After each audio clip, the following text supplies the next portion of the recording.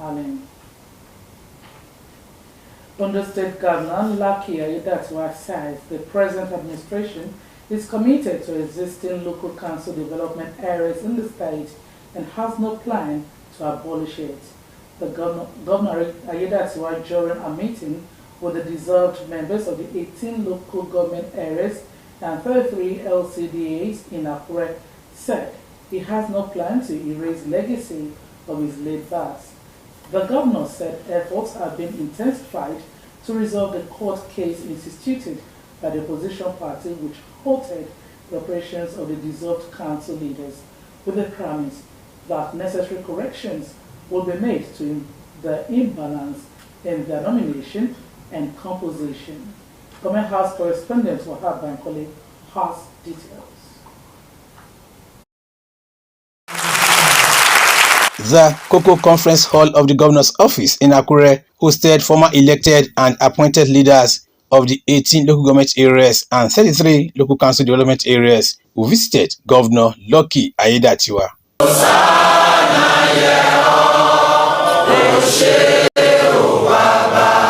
Ondo APC chairman Ade Adetimehin said the tone for the meeting. I know it's not to address you as a governor and as a party man.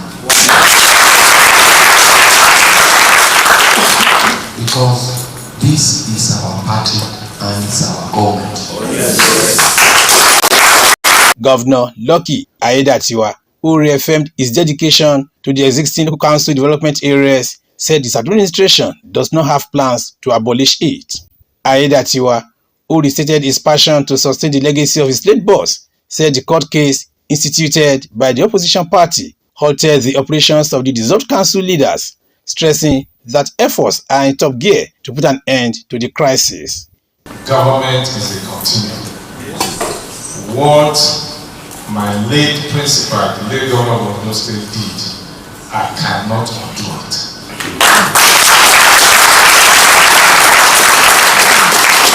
Not that I cannot, I won't.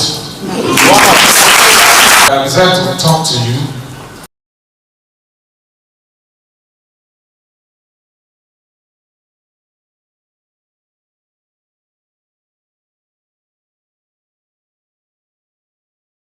Governor, that have stopped you from resuming as caretaker chairman at various LCD and local government. I don't know how many people have that thought among you. I'm here to let you know that I have never been involved at all. He said government is determined to correct the imbalance in the nomination and composition to give equal opportunity to every stakeholder.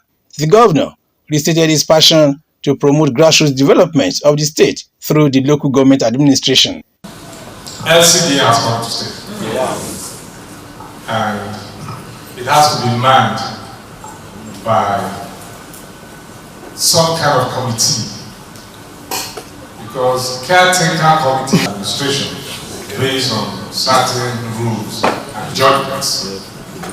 But in our law in Ondo State, we have what we call transition committee. And that's where we are going to go. Some people from one single word, 2 people, 3 persons were nominated and left the other wards. All of these have to be corrected. We are in the process of making all of those adjustments. He stressed the need for party members to support the government in power to enhance overall development of the state while making life more better for the people. Aiyedatiwa urged unity of purpose among party members, noting that there is no crisis in the party. Responding, some members of the party from the 3 senatorial districts thanked the governor for his commitment to growing the party and correct perceived imbalances while pledging their support for his administration. They expressed happiness over the opportunity to meet minds with the governor to clear the air on some insinuations during the rounds.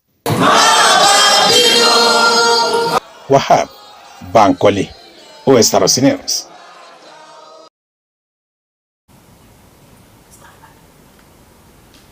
The present administration in Ondo State has spent about 22 billion naira to reposition the basic education sub-sector in the state.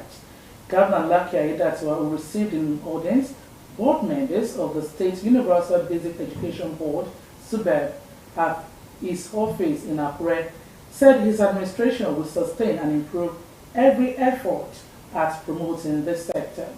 The governor said the importance of basic education to the overall development of the state cannot be quantified.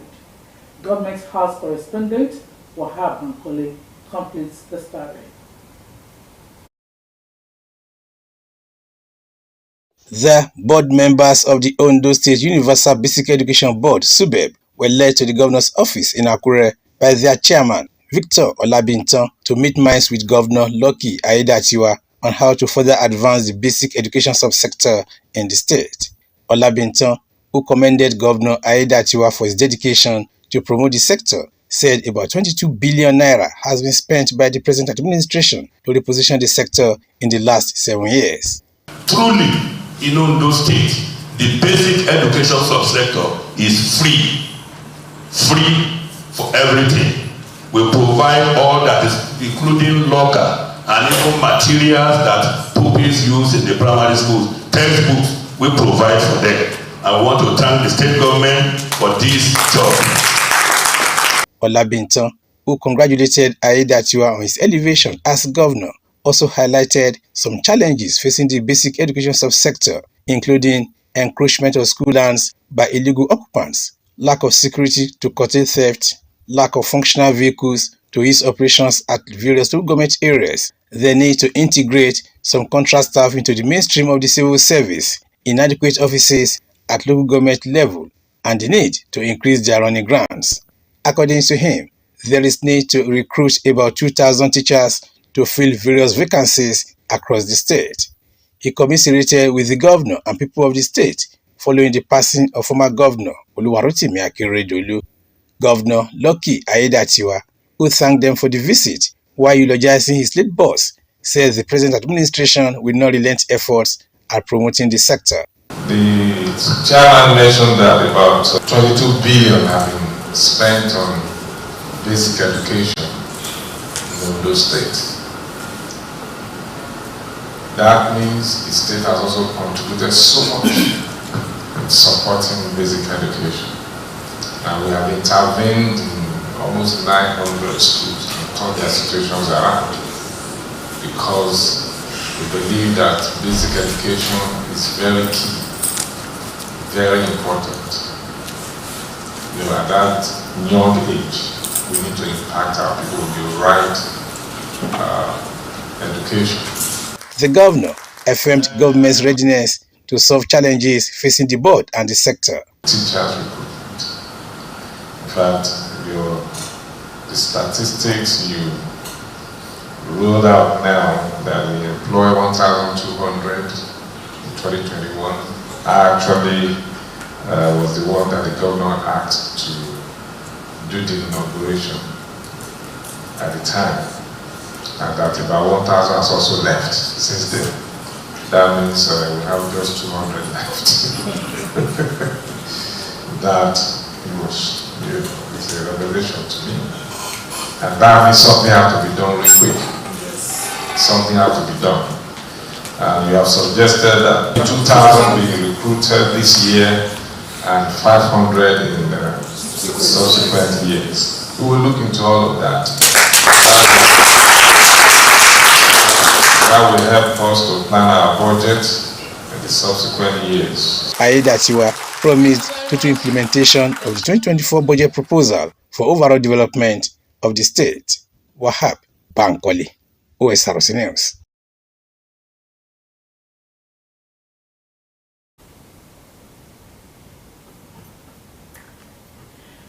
Members of the Senior Staff Association of Nigerian Universities and the Non-Academic Staff Union have begun a nationwide strike over alleged unfair treatment and disparity in the payment of salaries by the federal government. Last Monday, the unions threatened to shut down hostels and power supply in universities across the country if the federal government fails to meet its demand before today. National President of SANU, Mohammed Ibrahim, said his members, including vice chancellors, registrars, and bosses, have not been paid 2022 arrears. The SANU president stressed that no government representative had reached out to the non-academic unions, noting that though some have reached out unofficially, their assurances cannot be taken to the bank. He wondered why some government officials would not fully comply with President Bola Tinubu's instruction to pay 2022 arrears. There are clear indications that the organized labor is prepared to lower its demand for 1 million naira minimum wage for workers in the country in line with realities on the ground. The shift in position will likely be communicated to the federal government during the second meeting of the tripartite committee on the new minimum wage today and on Tuesday. It was gathered that the meeting would enhance deliberations between all parties involved in negotiations to allow for the announcement of a new minimum wage on or before April 1, following the expiration of the current 30,000 naira minimum wage as provided by the law.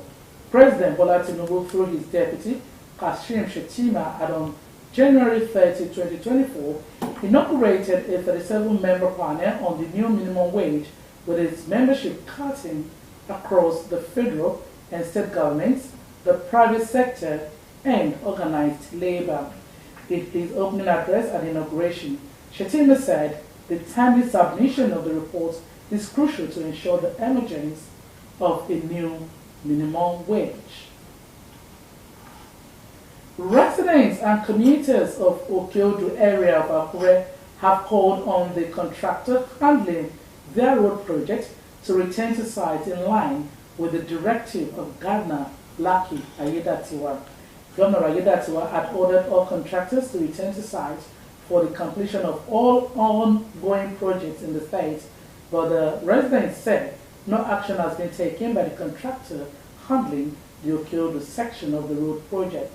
Osrc Zaid Arifsa reports that while work has since resumed across different construction sites in line with the governor's order, the agony of commuters in the Okeodu road appears unending.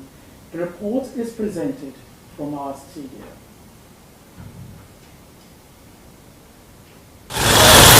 Go back to site was the order issued by Governor Lucky Aiyedatiwa in a bid to accelerate the construction of ongoing road projects and revive those which work had stopped. To further give impetus to his order, Governor Aiyedatiwa thereafter visited some project sites in the state to check compliance and evaluate state of work done. While construction has since resumed on different road projects, residents of Okeodu and commuters along the route are lamenting the failure of contractors to return to site.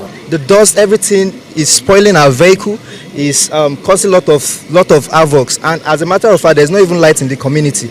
As I speak with you, there's no light in this vicinity. So if they can look into all those things and then take the necessary measures to make everything come to fruition, we appreciate that.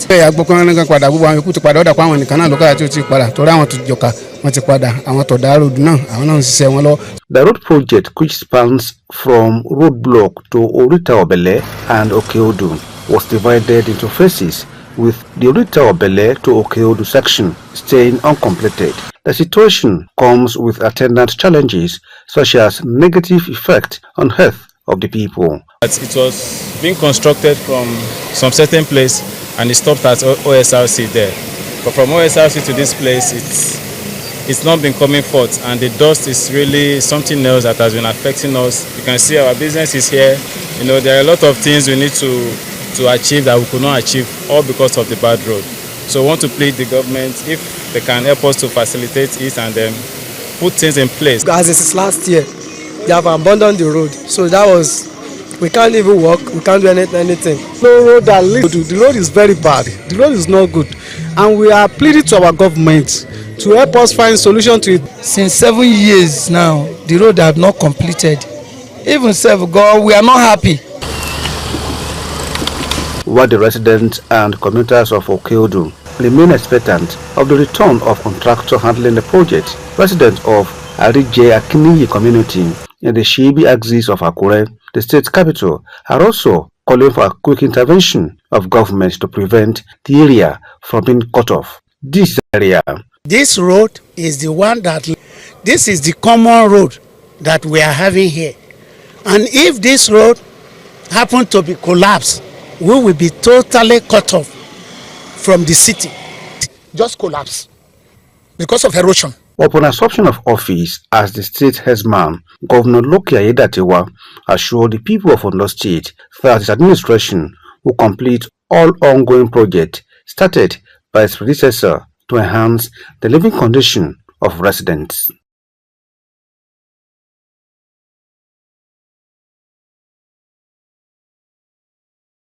The Ondo State House of Assembly has assured its Bulu rainstorm victims of Osrc during an on-the-spot assessment visit to scenes where the rainstorm wreaked havoc in Akure North local government area. Member representing the constituency, Kolawole Ologede, accompanied by the Speaker, Olamide Oladije, pledged necessary intervention to ameliorate the plight of victims. Joy Pius has details. Over 200 buildings, including churches and schools, were affected by the rainstorm, displacing several residents, while one life was also lost. Moved by the pains left by the disaster on his constituents, lawmaker representing Akure North constituency, Kolawole Ologede, flanked by the Speaker, Ondo State House of Assembly, paid an on-the-spot assessment visit to scenes of the rainstorm. Residents affected used the opportunity to solicit help from appropriate authorities.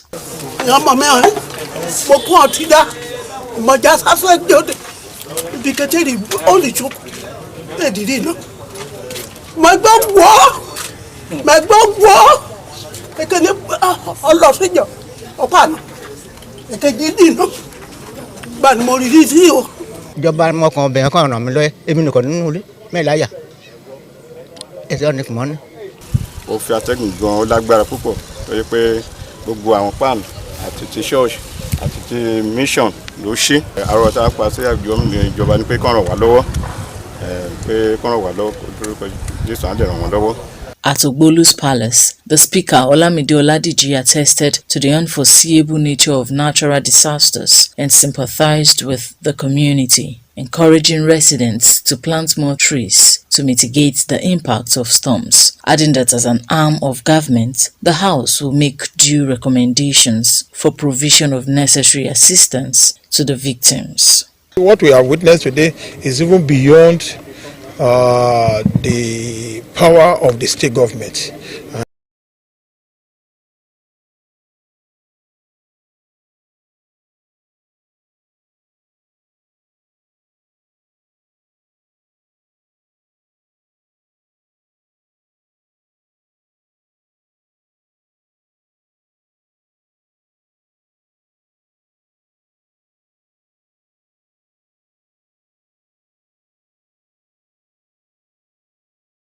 Student Union Government. The OAU Night of Tribute is organized by the Alumni Association of Obafemi Awolowo University in honor of former Ondo State Governor, late Oluwarotimi Akeredolu. The Nigerian Army has expressed concern about the inadequate power supply in the Ikeja military cantonment, Lagos. This is as the federal government allocated 12.7 billion naira for the mass metering project in all army formations. Minister of Power Adebayo Adelabu spoke during the flag off of the metering exercise at the headquarters of the 9th Brigade of the Nigerian Army, Ikeja military cantonment. The minister said the mass metering in army formations nationwide will enable government to know what is being consumed on a monthly basis in order to ensure proper billings and ease collections. Adelabu added that the current exercise will last for 6 weeks after which the second phase would commence.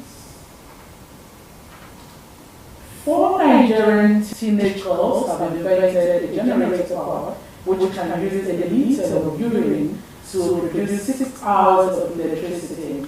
The girls, Juraimo Adebola, Akindele Abiola, Faleke Oluwatoyin, and Bello Eniola displayed the invention at the annual Event Maker Fair Africa held in Lagos. Rosa Smith, a leading provider of integrated energy solutions, disclosed that Adebola, a 14-year-old, said the idea of using urine to produce electricity started when she read an article about a family of 5 who lost their lives. She said the family members died as a result of carbon monoxide poisoning as they inhaled fumes emanating from their generator while asleep. The 4 friends named themselves Fantastic Four and began their journey to develop a solution which later on became successful and celebrated even on a global scale. President Joe Biden has held a St. Patrick's Day brunch for Catholic leaders in the East Room of the White House. Ireland's Prime Minister Leo Varadkar attended the event with his partner Matthew Arrest. Biden, a devout Catholic who is exceedingly proud of his Irish heritage, thanked the Catholic leaders for their humanitarian work. Adero Kekolawole has the detail. U.S. President Joe Biden celebrated St. Patrick's Day at the White House on Sunday, but he had another reason for good cheer. His re-election campaign said it raised more than $53 million last month and had more than $155 million cash on hand after pulling in the most grassroots fundraising since the campaign, and boasts its flagging public opinion polls by drawing a stark distinction between himself and his Republican opponent, former President Donald Trump. Biden has called his opponent a threat to American democracy, while Trump continues to falsely claim his 2020 election defeat was due to election fraud. He repeated that baseless claim at a campaign event in Ohio over the weekend and tried to use Biden's criticism against him. Remember this, Joe Biden is a great threat to our democracy. Trump, who is facing 4 criminal trials, including 2 accusing him of conspiring to subvert the 2020 election, has claimed the prosecution are politically motivated. The Republican campaign is beset by legal fees. Some 39% of registered voters in the one-week poll said they would vote for Biden.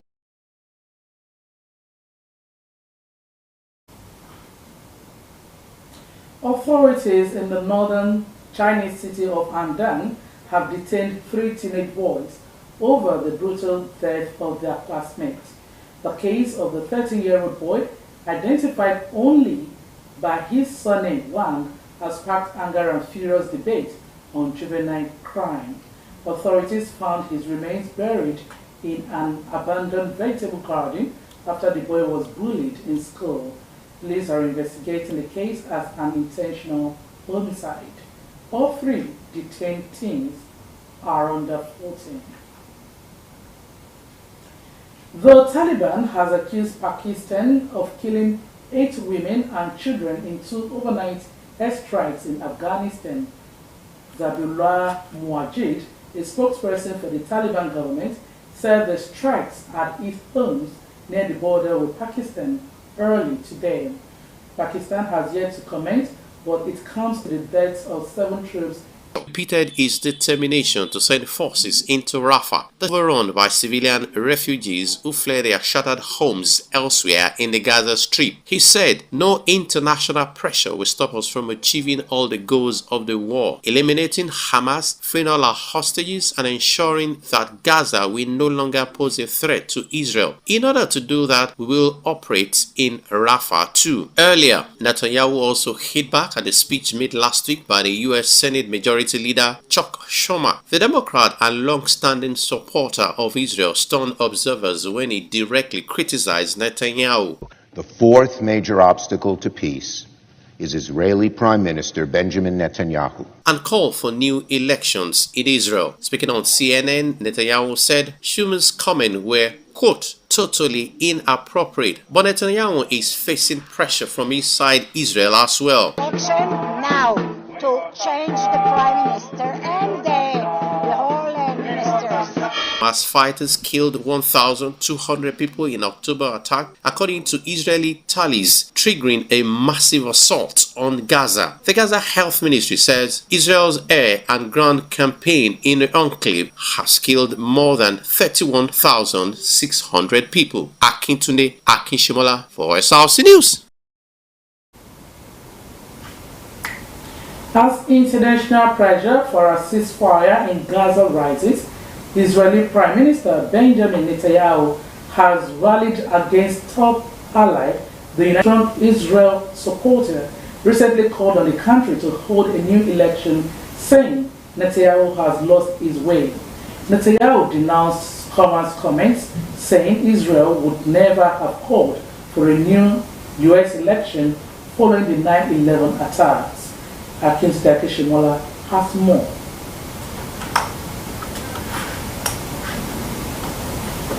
We'll bring you the details of the reports in all the bulletins.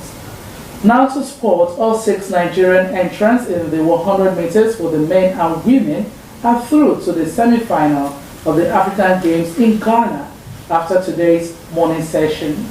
The 3 women, Justina Eyakwoboyan, Blessing Ogundiran, and Olayinka Olajide, all won their respective